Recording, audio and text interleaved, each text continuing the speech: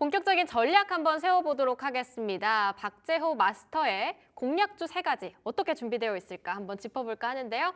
첫 번째로는 SOS랩 준비되어 있습니다. 자율주행 모멘텀, 거기에 레이더 쪽, 라이더 쪽, 요즘 제가 굉장히 관심을 가지고 있는 종목들이긴 합니다. SOS랩은 어떤 모멘텀 좀 집중해 볼까요? 오늘이 1월 6일이니까 이제 대략 한 2주 정도 남았네요.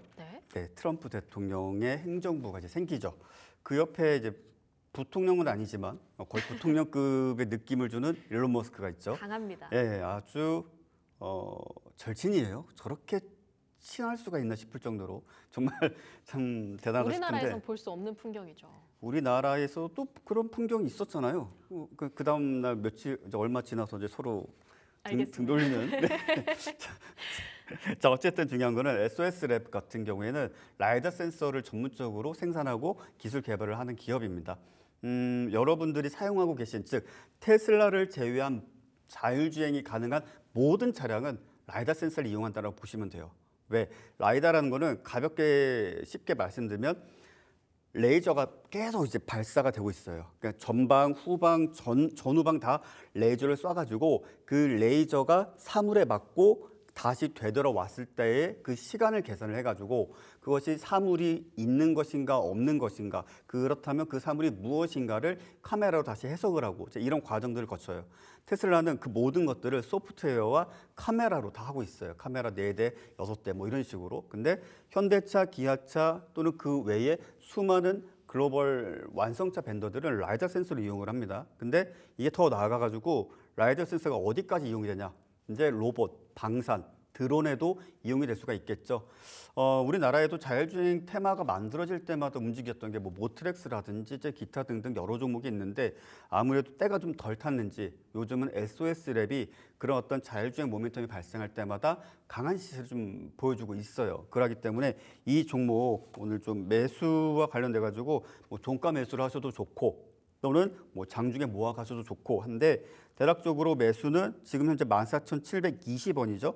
종가에 매수하셔도 좋아요. 또는 장중에 대략적으로 14,700원부터 14,500원 그 밴드 가격 내에서 물량 모아 가시면서 뭐 장중에 강한 슈팅 나오면 매도하시면 되고 또는 강한 슈팅이 나타나지 않고 말씀드린 가격대 지켜주면 내일까지 스윙으로 가져가셔도 될 종목이다. 이렇게 말씀드리겠습니다. 종가 매수를 좀 긍정적으로 보신다고 말씀 주셨는데 그럼 목표가 라인은 어디까지 보고 계세요? 목표가는 대략적으로 지금 현재 14,690원 정도인데 일단 단기적으로 17,000원 정도 잡아드리도록 하겠습니다. 목표가 17,000원, 손절가 라인은 14,000원으로 잡아주셨습니다. 좀 트럼프 당선인의 취임식이 임박했다 보니까 이 부분에 따른 모멘텀을 조금 더 가져갈 수 있다라고 이야기를 해주신 부분이 좀 지켜봐야 되겠다 싶습니다. 종가 매수까지 긍정적으로 본다고 하니까요. 당분간의 추이도 한번 지켜보시죠. 그 외에도요. 저는 그런 생각도 있습니다. 취임을 하고 나면 재료 소멸. 이 부분에 대해서는 우려를 하지 않아도 될까요? 일단은 이게 우리나라 정치 테마주는 사실 사진만 같이 찍어도 정치 테마주가 되지 않습니까? 네. 아니 옆에 포토샵으로 수정해서 앉혀놓은 걸로도 주가가 100% 이상 뛰었던 적이 있었잖아요. 그래서 우리나라의 정치 테마주는 사실 실체가 없지만 미국은 그 실체가 같이 밥도 먹고 가족 행사에서도 같이 움직이고 있습니다. 일론 머스크와 트럼프가. 그래서 지금으로서는 뭐 제로 소멸이라기보다는 구체적인 정책이 만들어지는가 그리고 그것이 실현되는가 이제 이런 차원으로 좀 보시는 게 맞겠죠. 우리나라처럼 그냥 뭐 악수 한 번 했다고 아니면은 한 40년 전쯤에 같이 일을 한 적이 있어 이런 걸로 움직이는 게 아니기 때문에 다른 관점으로 보시면 맞겠습니다. 실제로 어쨌든 취임을 하고 난 이후부터는 자율주행에 대한 규제가 조금 더 완화될 거다라는 기대감이 있잖아요. 그럼 트럼프 행정부 때 자율주행, FSD 이쪽은 계속 갈 거라고 생각하시나요? 그러니까 FSD라는 것은 테슬라의 그냥 고유 자율주행 서비스죠. 그래서 차량을 구매할 때 뭐 한 700만 원에서 한 1,200만 원 정도 주고 별도로 하는 옵션이에요. 그 옵션을 사지 않으면 사실 그냥 전기차, 깡통차 사는 거예요. 그래서 많은 분들이 FSD를 사긴 하는데 그것도 이제 구매를 하긴 하는데 이제 다른 차량은 승계도 안 될 뿐더러 더 나아가서 우리나라에서 FSD를 쓰기가 좀 어려워요. 그러니까 차선 변경도 안 되고 그러니까 어찌 본다라면 앞에 차와의 적당한 거리를 유지하면서 자율주행을 하고 뭐 이런 건데 뭐 최근 들어서는 이제 뭐 신호등이라든지 표지판 뭐 이런 것들을 이제 감식하는 그런 기능이 추가가 되긴 했지만 진정한 가치는 그 FSD의 진정 가치는 미국에서 네 그리고 특히 미국에서는 일론 머스크가 우리가 자율주행 택시를 운영을 할 것이다라고 말할 수 있는 이유가 뭐겠습니까? 그동안에 쌓여왔던 FSD 기술 그리고 그 백그라운드에 하루에 정말 페타바이트급 그러니까 1페타바이트가 1000테라바이트라고 보시면 돼요. 그럼 어마어마한 용량이지 않습니까? 그런 걸 지구촌에 다 모아요. 빅데이터를. 그리고 그걸 자율주행 활용을 하는데 아직까지는 이제 FSD는 실질적으로 우리나라에는 적용하기 어려운 부분이고 테슬라 오너분들께 송구하지만 네, 이제 미국 현지에서 말 그대로 정말 탁월한 성능을 나타내고 있기 때문에 그 점이 만약에 실제로 자율주행 택시로 넘어가게 된다라고 한다면 우리나라도 뭐 사실 라이다 센서를 활용한 그런 여러 가지 스타트업 기업들도 많고 현대랑 기아도 사실 지금 법적인 문제만 해결된다면 레벨 3, 4 넘어가는데 문제 없을 거예요. 지금 저도 뭐 차량 이제 국산차지만 장거리 운행할 때 상당히 편하게 운전을 하거든요. 라이다 센서로. 그래서 뭐 크게 문제될 건 없을 거라 보여집니다. 그러니까 어찌 보면 우리나라에서는 크게 기대할 만한 시장은 아니지만 미국 시장에서는 어느 정도 확실한 성과를 낼 수 있다고 말씀 주셨는데 네. 그래도 규제 완화가 되고 이걸로 통해서 테슬라가 FSD 시장 또는 자율주행 시장을 점점 더 확장시켜 낸다고 하면 그에 따른 수혜를 우리나라도 충분히 받아갈 수 있는 거 아닌가요? 일단 경쟁이죠. 그러니까 계속 이제 FSD 말씀하는데 기술 자체가 아예 다르죠. 라이다랑은. 그러니까 라이다는 하드웨어고 말 그대로 하드웨어를 가지고 레이저를 통해서 자율주행을 한다라고 그냥 쉽게 생각을 해버리고 네. FSD는 수많은 데이터, 하루에도 모아지는 수많은 페타바이트급의 데이터를 가지고 이 사람 이렇게 생긴 건 사람이구나. 이거는 차량으로 인식을 해야 되겠구나. 뭐 이 차선은 좀 약간 흐릿하지만 이건 차선이구나. 이제 이런 것들을 분석하고 계속 소프트웨어 업그레이드를 해주잖아요. 왜 업데이트라고 업그레이드를 하는가? 말 그대로 자율주행 성능을 높이기 위해서. 우리나라 차 라이다 센서 차량은 사실 자율주행과 관련돼서 업그레이드할 게 잘 없어요. 그냥 내비게이션 업데이트 외에는 잘 없어요. 왜냐하면 순수하게 하드웨어 장비의 성능을 가지고 이제 운행이 되다 보니까 약간 좀 결이 다르다. 그래서 우리가 FSD 자율주행 테슬라 택시 이런 게 만약에 실제 런칭되고 서비스가 되면 그에 대항마가 뭐 라이다 센서를 이용한 자율주행 차량이라든지 로봇밖에 없지 않겠습니까? 같은 맥락으로 그렇게는 볼 수 있죠. 서로 경쟁하면서 하나의 테마가 만들어질 수 있다라는 것. 하지만 뭐 FSD가 우리나라에서 본격적인 런칭을 언제 할 것이다라는 것은 아직 이야기가 나오질 않았기 때문에 좀 시간을 좀 두고 봐야 될 것으로 보여집니다. 네, 그럼 여기까지 SOS랩 관련한 또 특히 앞으로 라이더 센서 쪽의 시장은 어떻게 될까 한번 가볍게 짚어봤고요. 그 다음 두 번째 종목으로 에이텍 이야기 나눠보도록 하겠습니다. 공략주 부분이다 보니까요. 네. 조금 더 널널하게 여유 있게 말씀을 주셔도 될 것 같아요. 네. 에이텍은 어떤 모멘텀 좀 집중해 볼까요? 일단 에이텍 화면 좀 보여주실까요? 차트를 네. 잠깐 보시면은 사실 이게 점상을 간 적이 있어요. 12월 4일. 네. 어머, 그러네요. 12월 4일 날 왜 상한가를 갔는가? 자, 12월 3일 저녁 10시 30분. 네. 네. 무슨 소리야? 라는 이제 약간 당황스러웠던 시기가 있었죠. 그러면서 이제 이재명 관련주로 해서 그 다음 날부터 상승 랠리를 좀 보여왔는데 사실 그젠가요? 지난 금요일에도 뭐 공수처에서 뭐 어쨌든 뭐 방문은 했어요. 뭐 가서 차를 마시고 온 건지 서 있다가 온 건지 잘 모르겠지만 네. 어쨌든 간에 그때 사실 체포영장 발부가 관련돼서 뭔가 좀 무산되면서 좀 아쉽게 하락세를 좀 보여줬지만 어쨌든 우리나라는 민주국가고 법치국가이기 때문에 이런 어떤 행정적인 부분, 어떤 법적인 부분들에 있어서 정해진 바는 그래도 이루어질 것이라고 좀 보여져요. 그래서 저는 에이텍을 그래도 정치 테마주 중에서는 그래도 안정권 내에 있는 정말 시가총액 작고 막 동전주, 부실주 뭐 이런 것이 아니라 또 내실이 있는 기업으로서 정치 테마주 관점에서 좀 말씀을 드리도록 하겠고요. 이 종목은 사실 32,000원을 기준으로 가격을 깨지 않으면 좋아요. 왜? 일단 이 회사가 기존에 디스플레이 사업도 하고 키오스크도 하고 전자칠판도 하고 뭐 우리가 요즘 같은 초중고 가면은 뭐 분필로 뭐 이렇게 필기하고 하지 않고 전자칠판 다 쓰지 않습니까? 네. 근데 그런 어떤 모멘텀적인 부분도 좋고 그리고 거기다가 정시 테마로서 묶인 부분들도 좀 예의주시해 볼 필요가 있겠고 또 이것이 대장주로 치고 나갈 확률도 매우 높아요. 그렇기 때문에 지금 현재 구간 내에서는 손절가를 3만 원 정도 잡아주시고 목표가는 단기적으로 38,000원 잡아주시면 충분히 대응 가능하겠고 38,000원까지 가면 아마 4만 원도 가게 될 겁니다. 그러기 때문에 그 해당 시점에서 제가 추가적인 AS 또 함께 해드리도록 하겠습니다. 네, 목표가 38,000원, 손절가 라인 3만 원으로 잡아주셨고요. 가급적 32,000원 라인을 이탈하지 않는 게 중요하다 이렇게 말씀 주셨는데 저는 정치 테마주가 굉장히 무섭거든요. 네. 실제로 12월 16일 날 이 종목이 20% 하락을 했습니다. 네.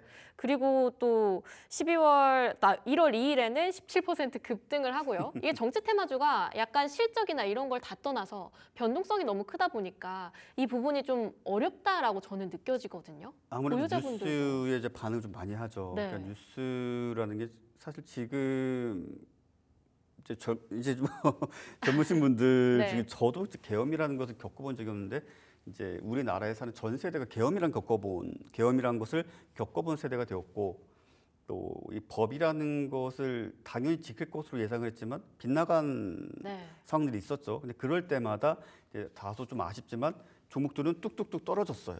예.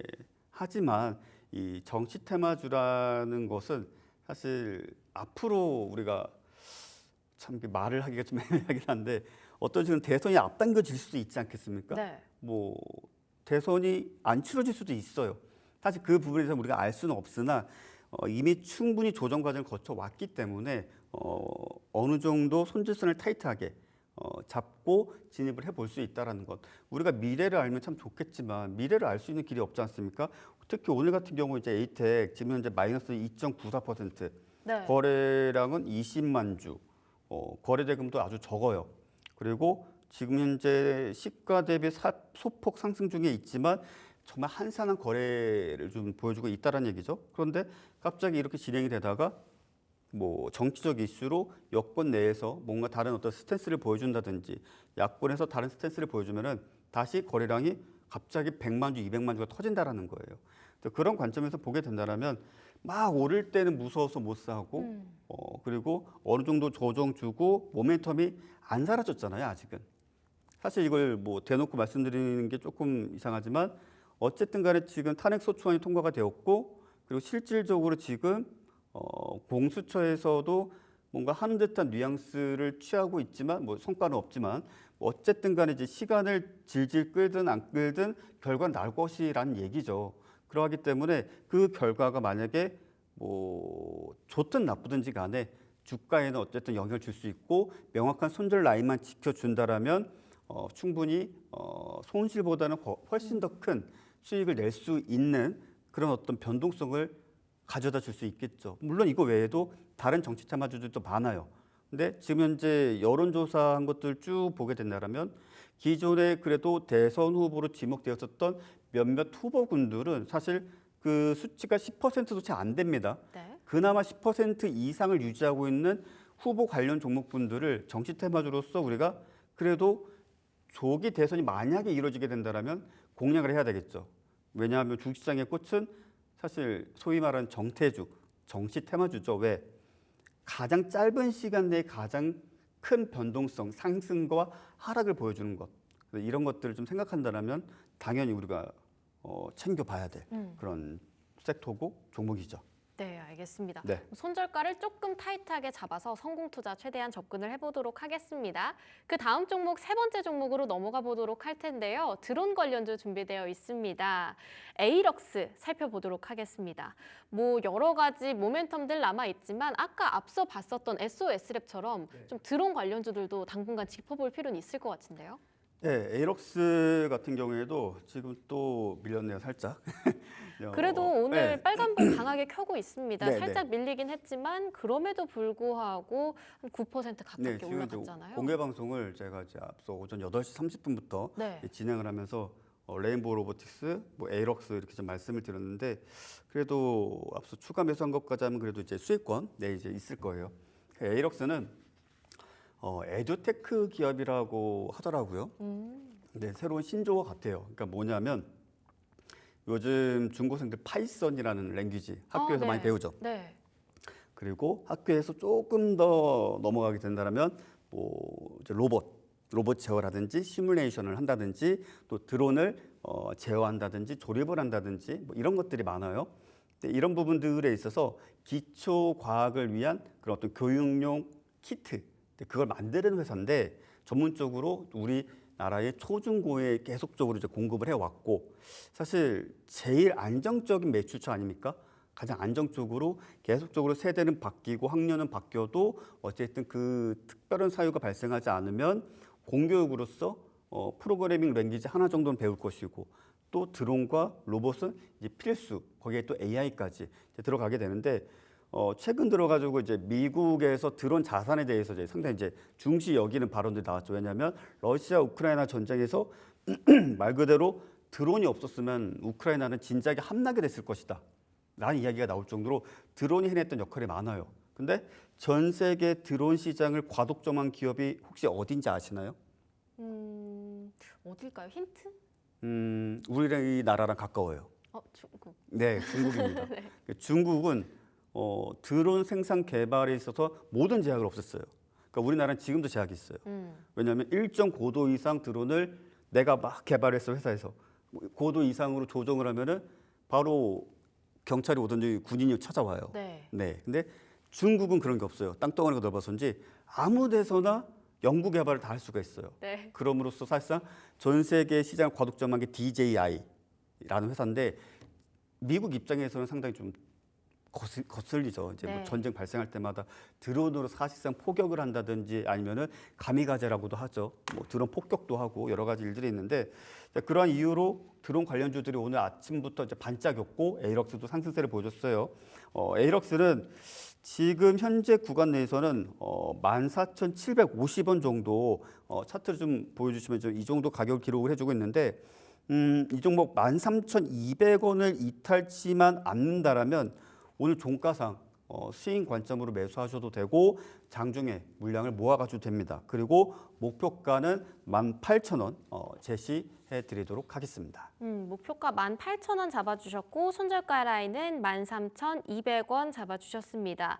중국의 드론 업체 DJI가 미국 시장에서 70% 넘는 점유율을 네. 차지하고 있다고 이런 부분들 짚어주시면서 아무래도 국내에 여러 가지 드론 업체들도 미국이 만약에 중국에 이런 규제를 가한다고 한다면 잇따른 반사 수익도 충분히 기대해갈 수 있겠다라는 이야기들까지 짚어주셨고요.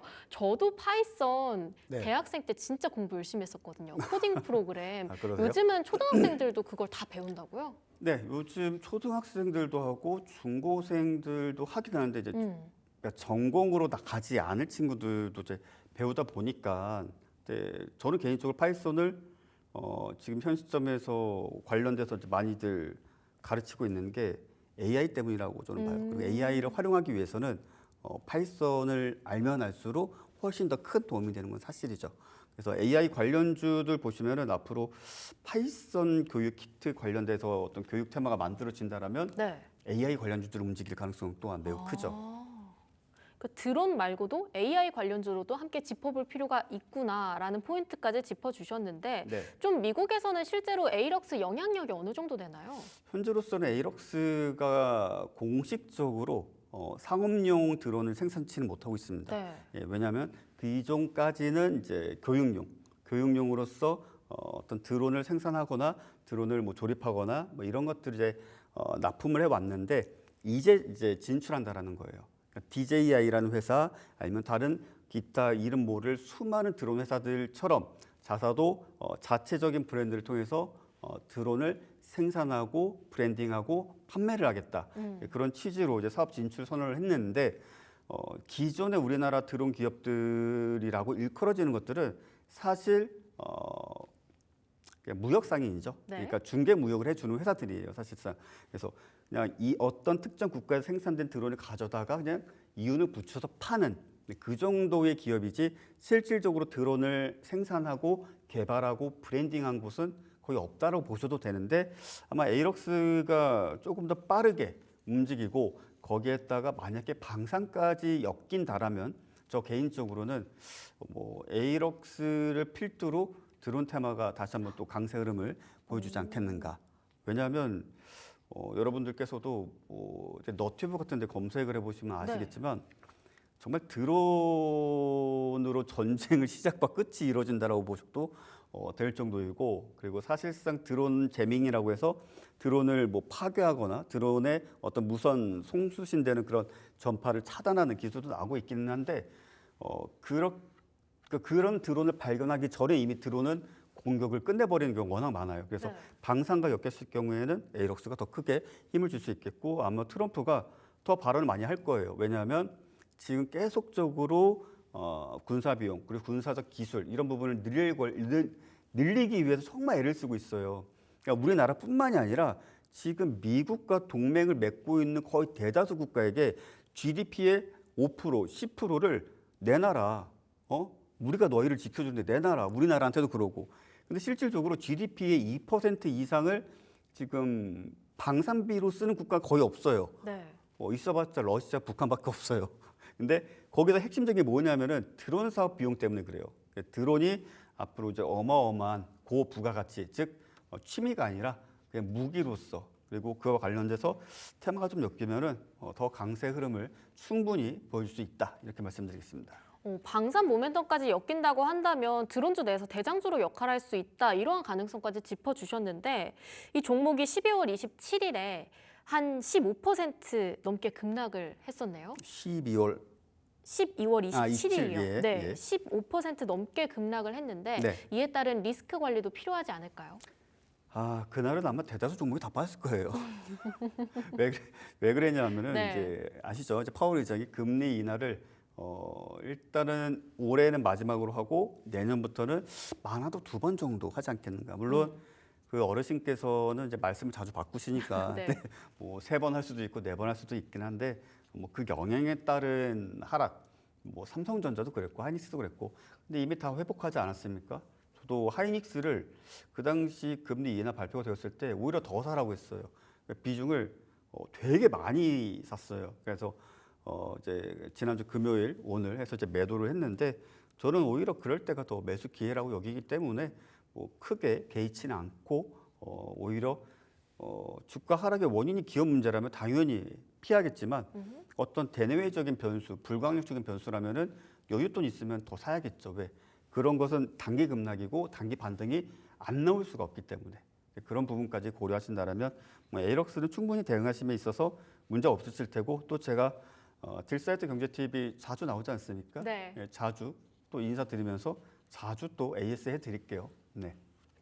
네, 알겠습니다. 좀 대내외적인 변수로 크게 움직였었던 만큼 크게 회사 자체의 펀더멘탈의 이슈는 없을 것 같다, 이렇게 말씀을 해주셨습니다. 지금 코스피 시장에서 개인의 팔자세, 개인이 좀 매도로 돌아섰고요. 외국인이 다시 좀 매수를 하고 있는 모습들 잡히고 있네요. SK 하이닉스가 19만 닉스 터치한 다음에 계속 오름폭을 키워내고 있는데, 오늘 원래 개장 특징주로 얘기를 하려다가 못했었거든요. 오늘 공략주로 SK 하이닉스는 어떻게 보세요? 그러니까 SK 하이닉스는 늦었죠. 그러니까 제가 지금은요? 이 종목을 앵커님하고도 제가 뭐 프로그램 진행할 때 뭐 얘기했던 것도 했었어요. 같고, 하셨어요. 점상에서. 제가 그렇죠. 점상에서도 그렇고 그냥 계속 사셔라 그냥 SK 하이닉스 사셔라. 왜냐하면 새해가 되면은 그냥 D램 그리고 넌플래시 그다음에 HBM 싹 다 SK 하이닉스로 다 몰릴 수밖에 없다. 그리고 서버군 IDC 센터에 들어가는 그런 스토리지 장비도 사실상 SK 하이닉스 장비를 쓸 것이다. 요번에 좀 히트한 게 뭡니까? 삼성에서 갤럭시 S25를 출시하는데 거기에 들어가는 넌플래시 메모리를 바로 마이크론. 1시간 거리에 있는 하이닉스 거를 안 쓰고 마이크론 걸 쓰죠. 왜겠어요? 경쟁사니까. 좀 그렇겠죠. 아무래도 뭐 그들 입장에서는 그들 입장에 그렇겠죠. 마이크론이 썩 수율이 좋지는 않은데 뭐 글쎄요. 뭐 제 생각에는 경쟁사라기보다는 사실 전 세계적으로 D램이 제일 비싼 데가 하이닉스예요. 하이닉스 프리미엄이 있어요, 실제로. 그래서 마이크론, 삼성, 뭐 기타 등등 쭉 가격대를 놓으면은 하이닉스가 제일 비싸요. 실제 여기 가까운 용산 가보셔도 하이닉스 제품이 제일 비싸요. 네. 그래서 아마도 원가 절감 때문인 것 같다라는 생각이 좀 듭니다. 네.